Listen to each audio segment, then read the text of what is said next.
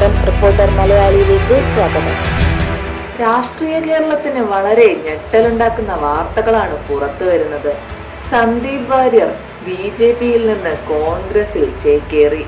BJP-യോടിടഞ്ഞ സന്ദീപ് വാര്യരെ കൈപിടിച്ച് കോൺഗ്രസ് സ്വീകരിച്ചിരിക്കുകയാണ്. താൻ BJP-യിൽ ചവിട്ടി മിതിക്കപ്പെട്ടെന്നും BJP-CPM ഡീൽ ഉണ്ടെന്നും BJP-CPM ഡീൽ എതിർത്തതായിരുന്നു തന്റെ തെറ്റെന്നും സന്ദീപ് വാര്യർ പറഞ്ഞു.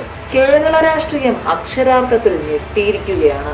BJP വെറുപ്പ് ഉൽപ്പാദിപ്പിക്കുന്ന സ്ഥലമാണെന്നും അവിടെ നിന്നും അല്പം സ്നേഹവും കരുതലും പ്രതീക്ഷിച്ചത് വളരെയധികം തെറ്റായിപ്പോയെന്നും സന്ദീപ് വാര്യർ പറഞ്ഞു. BJP-യിൽ നിന്നും പുറത്തു വന്നതിൽ ഇപ്പോൾ അതീവമായി സന്തോഷിക്കുന്നെന്നും അഭിപ്രായം പറയാൻ പോലും സ്വാതന്ത്ര്യമില്ലാത്ത ഒരു പാർട്ടിയാണ് BJP എന്നും ഏകാധിപത്യമായ രീതികളാണ് പാർട്ടിയിൽ ഉണ്ടായിരുന്നതെന്നും ഉപാധികൾ ഇല്ലാതെ സ്നേഹിക്കണം എന്നതിന്റെ പേരിൽ വിലക്ക് നേരിട്ടയാളാണ് താനെന്നും സന്ദീപ് വാർത്താ സമ്മേളനത്തിൽ പറഞ്ഞു. വ്യക്തിബന്ധങ്ങളിൽ മതം തിരയാനോ ഇടപെടാനോ ഒരിക്കലും താൻ ശ്രമിച്ചിട്ടില്ല. എങ്കിലും സംഘടനയ്ക്ക് വേണ്ടി ഒരുപാട് പണിയെടുത്തിട്ടുണ്ട്. എന്നിട്ടും കേവലം ഒരു ഫേസ്ബുക്ക് പോസ്റ്റിന്റെ പേരിൽ 1 വർഷം തന്നെ പാർട്ടി ചാനൽ ചർച്ചകളിൽ നിന്നും വിലക്കി. BJP സംസ്ഥാന നേതൃത്വത്തിന് എതിരെയും സന്ദീപ് വാര്യർ ധാരാളം വിമർശനം ഉന്നയിച്ചിട്ടുണ്ട്.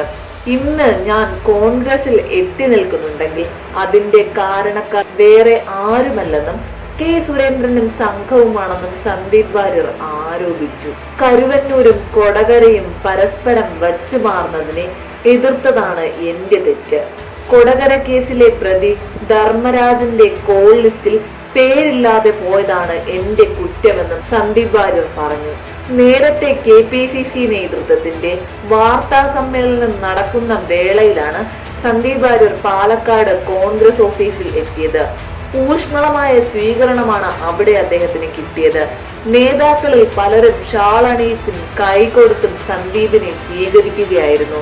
മുതിർന്ന നേതാക്കൾക്കൊപ്പം തന്നെ വേദിയിൽ സന്ദീപ് വാര്യർക്കും ഇരിപ്പിടം ഒരുക്കി. പ്രതിപക്ഷ നേതാവ് VD സതീശൻ, KPCC അധ്യക്ഷൻ K. സുധാകരൻ എന്നിവർക്ക് പുറമെ കേരളത്തിന്റെ ചുമതലയുള്ള AICC ജനറൽ സെക്രട്ടറി ദീപാദാസ് മുൻഷിയും വാർത്താ സമ്മേളനത്തിൽ പങ്കെടുക്കാനായി എത്തിയിരുന്നു.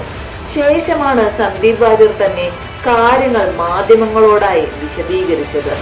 കൂടുതൽ വാർത്തകൾക്കായി ഈ ചാനൽ സബ്സ്ക്രൈബ് ചെയ്യുക.